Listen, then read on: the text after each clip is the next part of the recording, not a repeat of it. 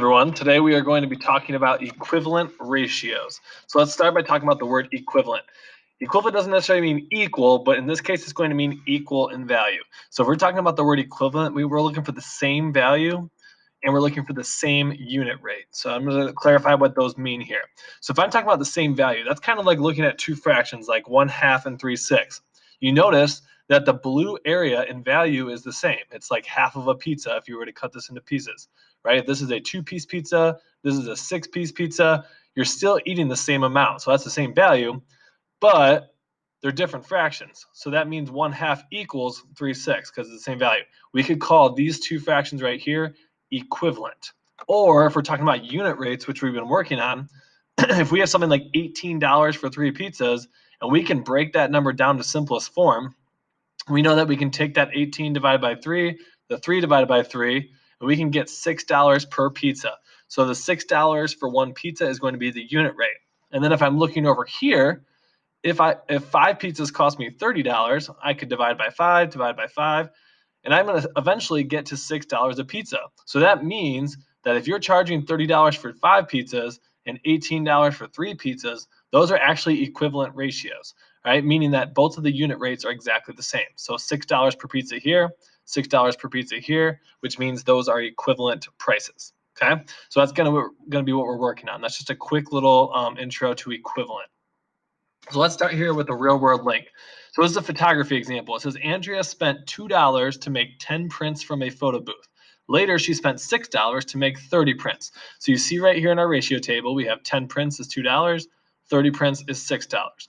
So it says express the relationship between the number of prints she made and the total cost for each situation as a rate in fraction form. So really, we're just going to be using those numbers in the table and we're going to put them into fraction form. So again, we have 10 prints, and that is going to cost $2 for 10 prints. And then we have 30 prints, which is going to cost us $6. So we're going to try to figure out if these are equivalent. So what the quickest thing to do is try to break this down into the unit rate that we just worked on. So we want to figure out how much it costs for one print. Or for $1, how many prints am I going to get for $1? Okay, because we want to bring that denominator down here to 1.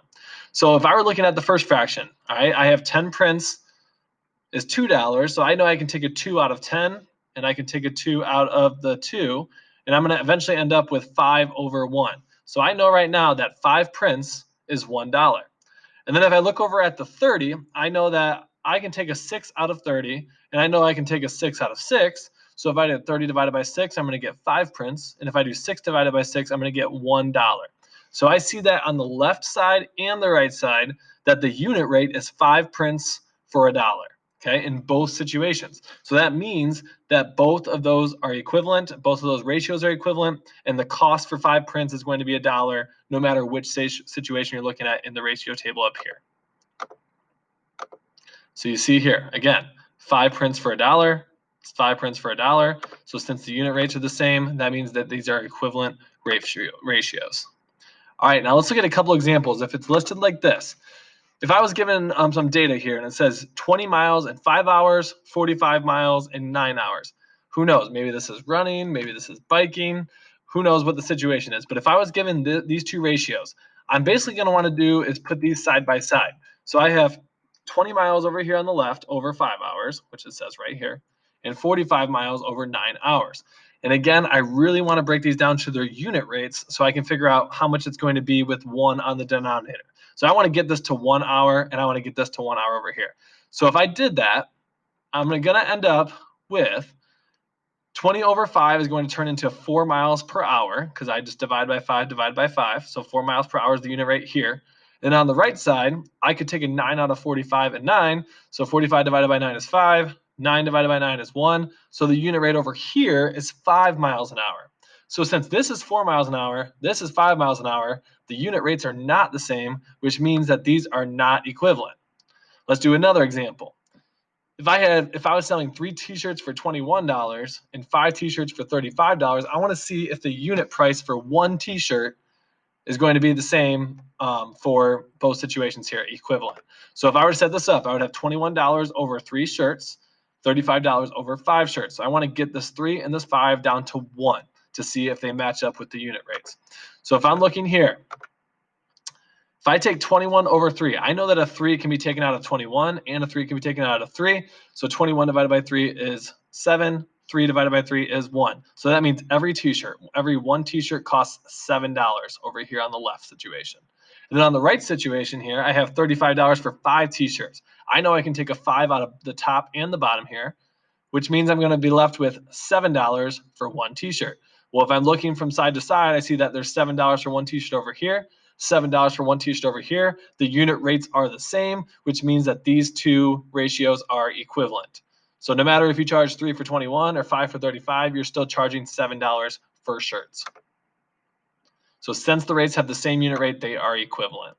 Now I want you to try set these up as a fraction and then figure out the unit rate to see if they match up here. So I'm going to get you started here. 36 t-shirts in 3 boxes and 60 t-shirts are put into 6 boxes. We're going to see if these are equivalent ratios. So set it up 36 over 3, 60 over 6. And now I want you to try to break those denominators down to 1, get the unit rate, and see if they match up.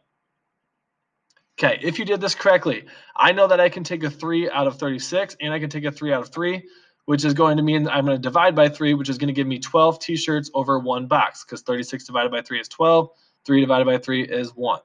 Over here, I can see that I can take a 6 out of the top and the bottom, the numerator and the denominator, to get to 1 at the bottom. So if I did this, I would divide by 6. 60 divided by 6 is going to give me 10 t-shirts. 6 divided by 6 is 1. So in this side, I have 10 t-shirts in every box. Well, I see on the left here that 12 t-shirts is one box, over one box is my unit rate for the first situation. In my second situation, I'm going to end up with 10 shirts per box. So since those unit rates are not the same, I cannot call them equivalent. So you should have said not equivalent. Let's try one more. 42 flowers in 7 vases, or 54 flowers in 9 vases. We want to see if one vase will hold the same amount of flowers in each situation here. So again, we want to break it down into unit rates.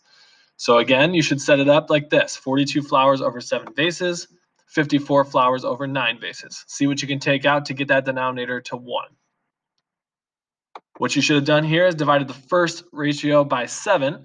So 42 divided by 7 is going to give us 6 flowers over 7 divided by 7, which is 1. So there are 6 flowers in every vase. In the other situation, we're going to divide by 9 to get a 1 at the bottom. So 54 divided by 9 is 6. And then 9 divided by 9 is 1. So in this situation on the right, I have 6 flowers in every vase. So since there's 6 flowers per vase in the first situation and there's 6 flowers per vase in the second situation, they are equal, which means that these are equivalent ratios. All right, here's another example. This is if you have some you're given two ratios that are already simplified, and we want to see if they're equivalent here. So if I was given this situation, someone makes 3 free throws, which is a basketball term, made out of 7 attempts. So they shoot 7 shots and they make 3. Another kid shoots 9 free throws and he makes 4 out of 14 attempts. So he shoots the ball 14 times and he makes 9. So I could set this up like an equality here. So if I want to figure out if these are equal, the numerator and the denominator have to be multiplied by the same number or divided by the same number in order to make them equivalent. So over here I have 3 free throws out of 7 attempts. Over here I have 9 free throws out of 14 attempts. And then if you notice here in the middle, it's an equal sign with the question mark because we want to figure out if those are equivalent fractions. So I know here, if I was trying to get from the 3 to the 9, I know I'm going to have to multiply by 3. To get from the 7 to the 14, I cannot multiply by 3. I have to multiply by 2. So since up here I'm multiplying by 3, and since down here I'm multiplying by 2, and those are not the same number, these are not equivalent. So the numerator and the denominator are not multiplied by the same number, so the fractions are not equivalent. So this would have to be a 3 and a 3, or a 2 and a 2. It cannot be a 3 and a 2. All right, now you try one. So set this up just the way I have it. Selena's comparing the cost of 2 packages of DVDs. A package of 6 DVDs costs $90. Boom, right here.